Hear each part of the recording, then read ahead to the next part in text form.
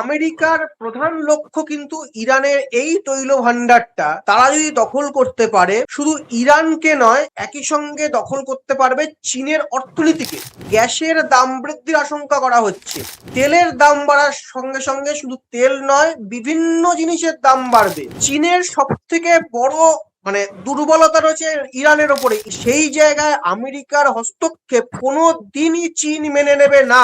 আমরা পড়েছিলাম পাগলা রাজা, সেই পাগলা রাজার মতন বোধহয় ট্রাম্পের এই দৌরাত্ম্য।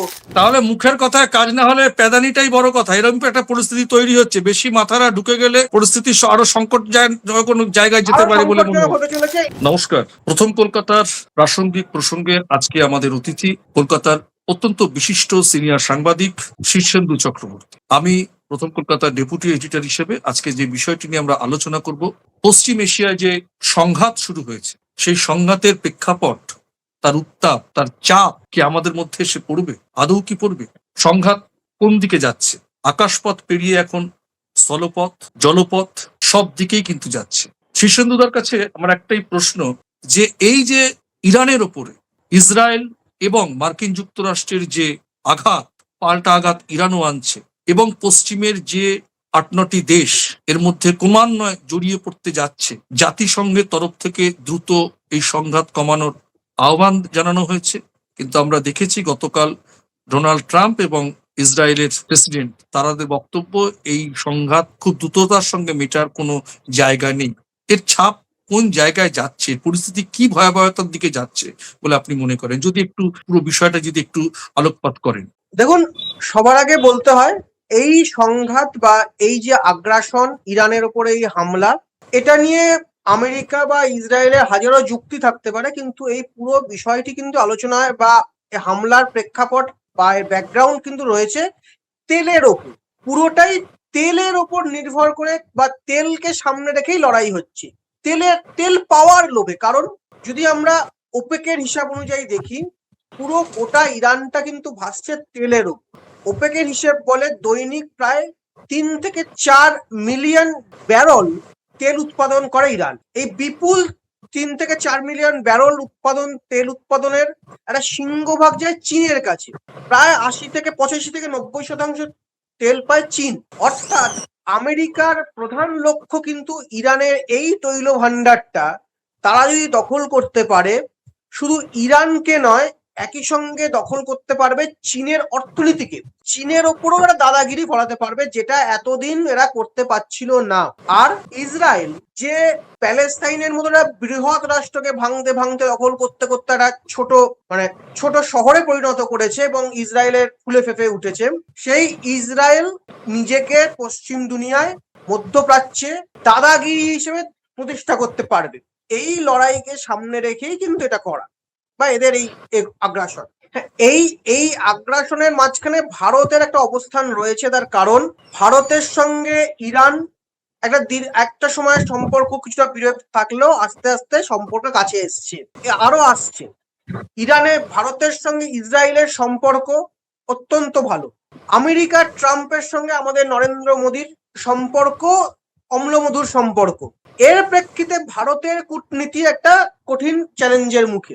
আর চ্যালেঞ্জের মুখে তেল আমদানি, তেলের বাজার, যেটার উপরে গোটা বিশ্বের নির্ভর করে, একই রকম ভাবে আমরা ভারতীয়রাও নির্ভর করি। জিনিসের দাম বৃদ্ধির উপর নির্ভর করি। যেই ইরানের তেলের ভান্ডারে আঘাত শুরু হয়ে গেল, ইতিমধ্যে আজকের খবর, গ্যাসের দাম বৃদ্ধির আশঙ্কা করা হচ্ছে। তেলের দাম বাড়ার সঙ্গে সঙ্গে শুধু তেল নয়, বিভিন্ন জিনিসের দাম বাড়বে। গোটা বিশ্ব একটা দাম সংকটের মধ্যে পড়ছে এবং আমেরিকা, ইসরায়েল, ইরানকে সামনে রেখে গোটা বিশ্বের মেরুকরণের দিকে এগোচ্ছে। তৃতীয় বিশ্বযুদ্ধের দিকেও আমরা আস্তে আস্তে এইভাবে যদি না থামাতে পারি এগিয়ে যেতে চলেছি। না, যদি এই যে স্থলপথে যে যুদ্ধের কথা ঘোষণা দেওয়া হচ্ছে বা এগিয়ে যেতে পারে, সেইটাকে কিভাবে ঠেকাতে পারি বা এর কৌশলগত দিক কি হতে পারে? যেমন আমরা দেখতে পাচ্ছি যে আন্তর্জাতিক প্রেক্ষাপটে যেসব প্রতিক্রিয়া আসছে, জাতিসংঘ যেমন সংঘাত দ্রুত কমানোর কথা আহ্বান জানিয়েছে, রাশিয়া এবং চীনও এই আক্রমণ বন্ধ করার আহ্বান দিয়েছে। এটা কি শান্তির জন্য নাকি কোনো কৌশলের জন্য? তাহলে বাস্তবিক প্রেক্ষাপটটা কি হতে পারে? দেখুন, একটা বাস্তব কথা বলতে গেলে ইতিহাস বইতে অনেক কিছু পড়া হয়, আমরা অনেক আলোচনা করি। এই যে জাতিসংঘ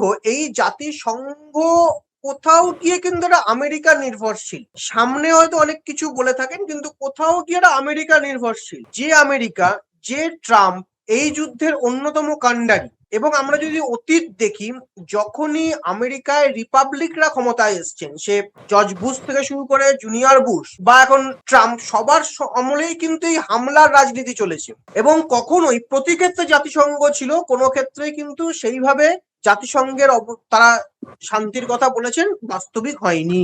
ফলে জাতিসংঘের অবস্থান দিয়ে জাতিসংঘকে সামনে রেখে আদৌ শান্তি প্রতিষ্ঠা হবে এমন আশা বোধহয় আমার অন্তত ব্যক্তিগতভাবে মনে হয় না হবে বলে।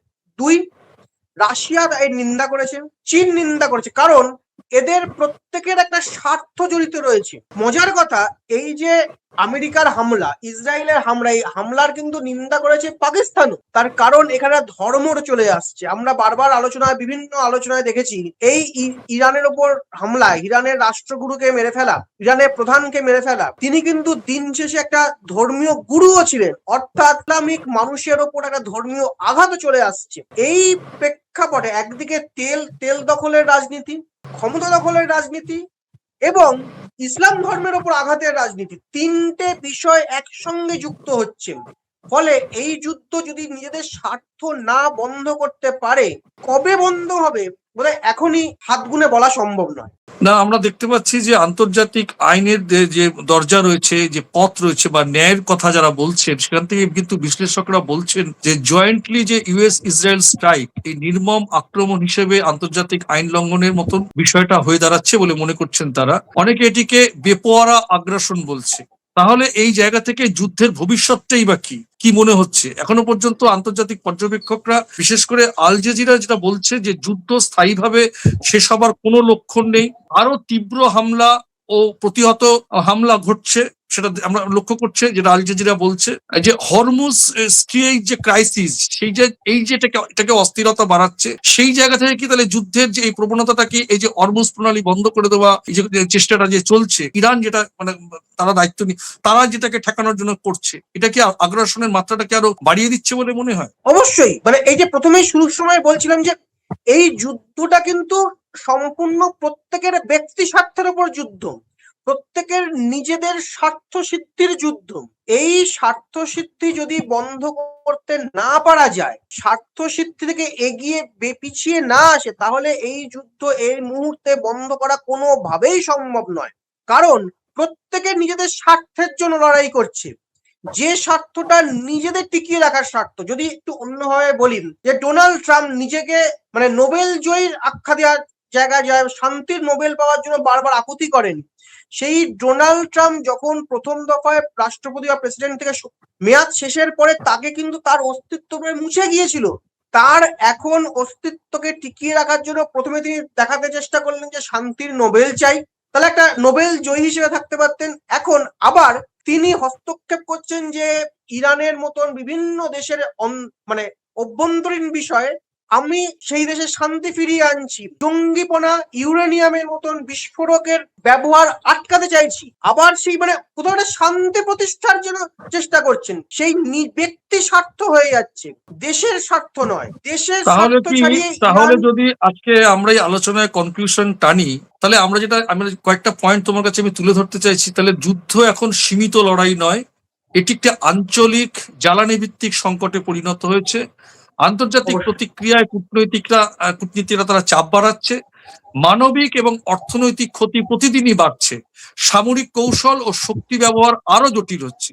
এই যে বিষয়গুলো তোমার কাছে উত্থাপন করছি, এই বিষয়টি নিয়ে যদি তুমি আরেকটু বিশ্লেষণ করার চেষ্টা করো। তোমার কথার মধ্যে উঠে এসেছে যে মূলত এই যে তেলকে নিজেদের আয়ত্তে আনার জন্যই কিন্তু এই সংকট। তাহলে এই সংকটের মধ্যে যে বিষয়গুলো উঠে আসছে, আন্তর্জাতিক প্রতিক্রিয়া যেমন এসছে, কূটনৈতিক চাপ বাড়ছে, মানবিক এবং অর্থনৈতিক ক্ষতি হচ্ছে, প্রতিদিনই সেটা বাড়ছে, সামরিক কৌশল ও শক্তি ব্যবহারটা আরো জটিল থেকে জটিলতর জায়গায় যাচ্ছে, আগ্রাসনের মাত্রা বাড়ছে। এটা যদি আরেকটির ভয়াবহতার দিকটা কি হতে পারে বলে মনে হয়? যদি এইভাবে চলতে থাকে, তাহলে স্বাভাবিকভাবেই গোটা বিশ্ব যেটা মেরুকরণের দিকে এগোচ্ছিল, আরো এই বিভেদটা তৈরি হবে, স্পষ্ট হতে থাকবে। বিভিন্ন রাষ্ট্র শক্তি যারা রয়েছে, মানে শক্তিমান রাষ্ট্র, আমেরিকা, চীন, রাশিয়া, এদের মতন রাষ্ট্রের অবস্থান তীব্র হতে চাইবে।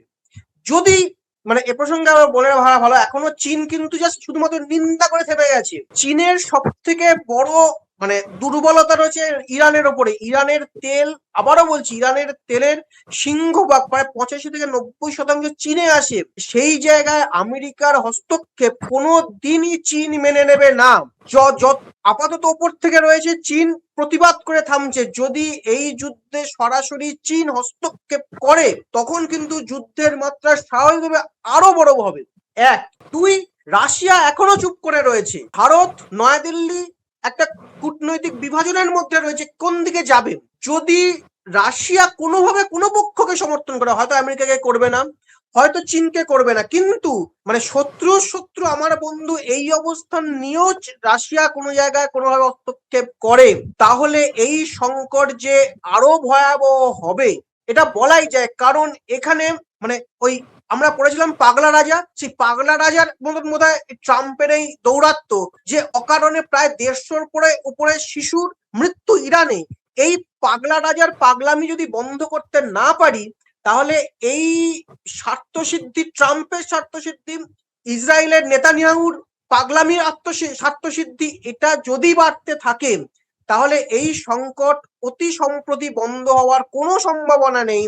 যার প্রভাব পড়বে তেলের ওপরে, যার প্রভাব পড়বে গ্যাসের ওপরে, যার প্রভাব পড়বে মূল্য বৃদ্ধির ওপরে, এবং সবার আগে আঘাতপ্রাপ্ত হব আমার আপনার মতন সাধারণ মানুষরা। তাহলে মনে হচ্ছে যে বিমান মুখের কথায় কাজ না হলে প্যাদানিটাই বড় কথা, এরকম একটা পরিস্থিতি তৈরি হচ্ছে। বেশি মাথারা ঢুকে গেলে পরিস্থিতি আরো সংকট কোনো জায়গায় যেতে পারে বলে মনে হয়। হতে চলেছে। এর মানে যত কূটনৈতিক চাপ জানি না কোত্থেকে আসবে, আন্তর্জাতিক আদালতে কিছু পারবে কিনা, জাতিসংঘ আদৌ কোনো মানে অস্তিত্ব সেইভাবে বোঝাতে পারবে কিনা, যদি এই চাপ সৃষ্টি করে যদি এই যুদ্ধ না থামানো যায়, তাহলে আগামী দিনের পরিস্থিতি আরো সংকটজনকের দিকে এগোবে। তোমায় লিখিতভাবে দুটো প্রশ্ন করি, সেটা হচ্ছে যে বড় প্রশ্ন এই মুহূর্তে একেবারে শেষ পর্যায়ে আমাদের আলোচনা।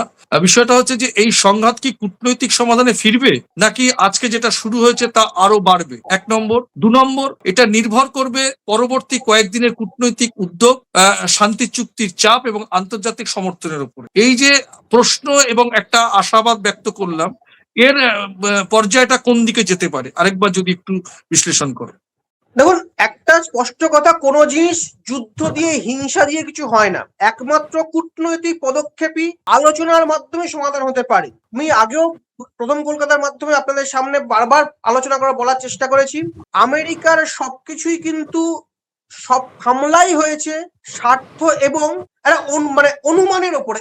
ওর আফগানিস্তানে এইটা হয়ে থাকে, ইরানে ওইটা হয়ে থাকে, ইরাকে ওইটা হয়ে থাকে, এমনকি সাদ্দাম হোসেনকে ফাঁসি দেওয়ার সময়ও ওনার বিরুদ্ধে এই অভিযোগ এই হয়েছিল। সবকিছু অনুমান নির্ভর, যে অনুমান নির্ভর এবং স্বার্থসিদ্ধির ফল কিন্তু আমরা দেখেছি ওয়ার্ল্ড ট্রেড সেন্টার, আমরা দেখেছি লাদেনের সৃষ্টি। এই স্বার্থসিদ্ধির, আমেরিকার স্বার্থসিদ্ধি যদি বিভিন্ন বড় বড় দেশ আন্তর্জাতিক আইন এবং শিরদাঁড়া সোজা করতে পারার ক্ষমতা রেখে জাতিসংঘ করতে পারেন, তাহলে এই আলোচনার ভিত্তিতেই একমাত্র কূটনৈতিক পথে এই যুদ্ধ থামানো সম্ভব। না হলে যদি স্বার্থ সিদ্ধি করার চেষ্টা আরো বেশি হয়, তাহলে চীনের হস্তক্ষেপ বা রাশিয়ার হস্তক্ষেপ বা অন্য শক্তিধর রাষ্ট্রের হস্তক্ষেপ এই পরিস্থিতি জটিল করে তুলতে পারে। তার মানে দখলদারি রাজনীতি কিন্তু এই যুদ্ধের দামামা বাজিয়েছে। সেখানে কূটনৈতিক চাপ যদি না এটাকে ঠেকাতে পারে, তাহলে দখলদারি রাজনীতিতে যুদ্ধের ভয়াবহতা আরো বাড়বে। তাহলে এই মানবিক সংকটে দাঁড়িয়ে প্রথম কলকাতার তরফ থেকে আমরা এটাই আবেদন রাখতে পারি যে কোনো রাষ্ট্রনেতাদের কাছে, সেটা ডোনাল্ড ট্রাম্প হোক বা ইসরায়েলের প্রেসিডেন্ট হোক বা ইরানের কাছে হোক, বা যারা আজকে শান্তির কথা বলছেন, চীন, রাশিয়া, কূটনৈতিক চাপের মধ্য দিয়ে দখলদারিকে রুখতে যুদ্ধের দামামায় নয়, ভয়াবহভাবে কূটনৈতিক চাপে এবং আন্তর্জাতিক যে জাতিসংঘ রয়েছে, তাদের যারা রাষ্ট্র কর্মকর্তারা রয়েছেন, আপনারা খুব দ্রুততার সঙ্গে এর মধ্যে ইনভলভ হন। না হলে ইরানের মাটির ধ্বংস কিন্তু ভারতে গ্যাসের দাম বাড়াবে, প্রতিদিনকার দৈনন্দিন জীবনে যে আমাদের জ্বালানি সংকট হলে কিন্তু একটা গোটা বিশ্বেই সবাই কিন্তু এর ছাপটা এসে পড়বে। আর এই শিশু মৃত্যু, দখলদারি রাজনীতিতে মানবিক বোধটাকে হত্যা করা হচ্ছে, সেই জায়গা থেকে কিন্তু আমাদের সকলকে গোটা বিশ্বের নাগরিককে কিন্তু সোচ্চার হতে হবে। সেটা ডোনাল্ড ট্রাম্প হোক, সেটা ইসরায়েলের প্রেসিডেন্ট হোক, সেটা ইরানের কোনো কর্মকর্তা হোক, সেটা রাশিয়া হোক, চীন হোক, এমনকি নরেন্দ্র মোদী হোক। শান্তির পথে, চুক্তির পথে, কূটনৈতিক চাপ দিয়ে কোনো দখলদারি রাজনীতি, ক্ষমতা, বিমান হানা, ধ্বংস এর মধ্য দিয়ে কিন্তু এর সমাধানের পথ খুঁজে পাওয়া যাবে না। হৃদয় শান্তি নিয়ে এই যুদ্ধের থামামা বাজাতে হবে কূটনৈতিক চাপের মধ্য দিয়ে।